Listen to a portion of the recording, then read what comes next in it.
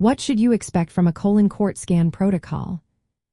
Imagine a quick, non-invasive way to look inside your colon without the need for traditional procedures. That's what a colon cord scan, also called court colonography or virtual colonoscopy, offers. It's a modern imaging test used mainly to screen for colon cancer and find other abnormalities like polyps or tumors. If you or your doctor are considering this test, here's what you can expect from the entire process, from preparation to results.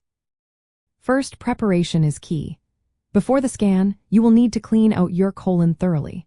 This usually starts the day before the procedure. You might be asked to follow a clear liquid diet, which means avoiding solid foods and sticking to transparent drinks like broth, tea, or water.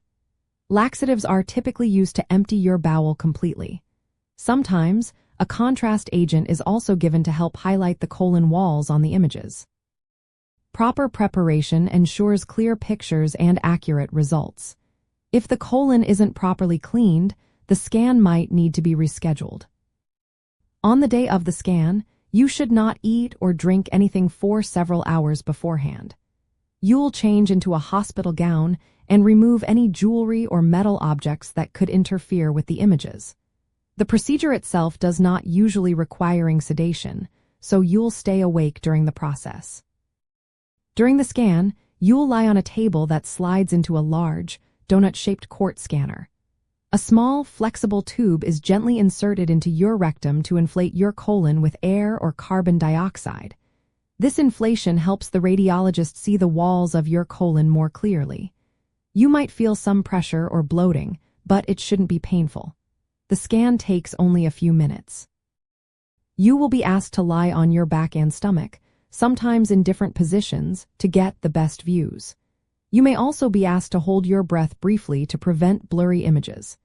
In some cases, a contrast dye may be injected into a vein to help detect cancer outside the colon. Throughout the procedure, the technologist monitors you and communicates via intercom. After the scan, the rectal tube is removed, and you can pass any remaining gas. You might feel some bloating or mild discomfort, but these symptoms usually pass quickly. Most people can go back to their normal activities, eat, and drink normally shortly after. Your doctor will review the images, which are processed into detailed two-dimensional and three-dimensional views of your colon. A radiologist looks for polyps, tumors, or other issues. If something suspicious is found, you might be referred for a traditional colonoscopy, which allows for removal of polyps or taking tissue samples. It's important to remember that while court colonography is good at detecting larger polyps and cancers, it might miss very small ones. This method offers a less invasive alternative to traditional colonoscopy and doesn't require sedation. It's especially helpful for people who cannot undergo the usual procedure or have higher risks from sedation. However, if abnormalities are detected, a follow-up colonoscopy is often needed to remove polyps or perform biopsies. The risks are low but can include temporary bloating, discomfort, or very rarely, colon perforation.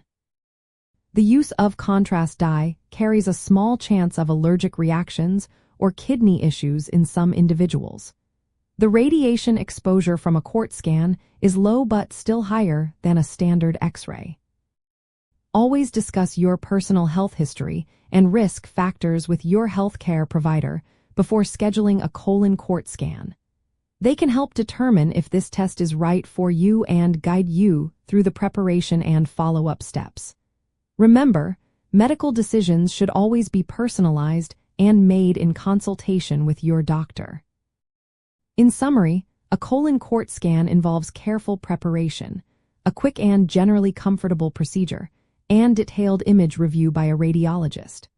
It's a valuable tool for colon health, offering a less invasive way to screen for cancer and other issues, with its own set of benefits and limitations. Be sure to follow your healthcare provider's advice and ask questions to understand your options fully.